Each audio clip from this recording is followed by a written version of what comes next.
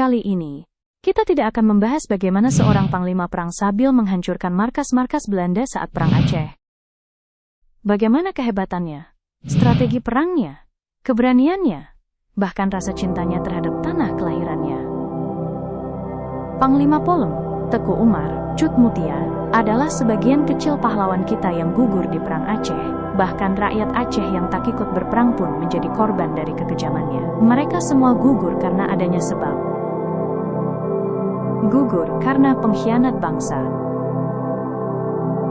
Marsose atau tentara bayaran Belanda adalah orang seperti pribumi Aceh, Ambon, Manado, Jawa, Sunda, dan Nias. Merekalah tentara kontra gerilya buatan Belanda dengan taktik membumi hanguskan. Dalam sejarah, kekejaman yang signifikan terjadi pada kampanye Kolonel Van Dalen ke Gayo dan Alas pada tahun 1904 yang menewaskan ribuan orang, termasuk perempuan dan anak-anak, serta pembantaian Benteng Kutare. Sejarah mencatat bahwa melawan pejuang Aceh sangat sulit untuk ditaklukkan, pria dan wanita sama hebatnya.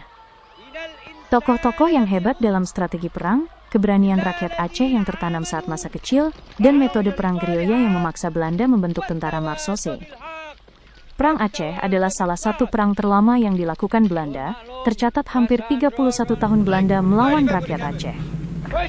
Kematian Teku Cik Betiro adalah contoh lain, meninggal karena diracun seorang wanita yang telah dibayar oleh seorang pekerja kerajaan, diiming jabatan tinggi oleh Belanda. Ini semua adalah rentetan kisah memilukan bagi pahlawan kita. Gugur karena pengkhianat bangsa.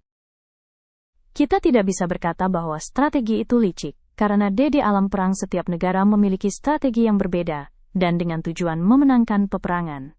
Napoleon Bonaparte contohnya, memainkan strategi kombinasi dari taktik militer ofensif dan cepat, seperti memecah musuh menjadi unit-unit kecil lalu menghabisi satu persatu, menggunakan strategi posisi sentral, dan strategi diplomatik dan ekonomi yang lebih luas, seperti sistem kontinental untuk melumpuhkan Inggris secara ekonomi, serta penerapan kode Napoleon yang mempercepat akhir feodalisme dan menyatukan hukum.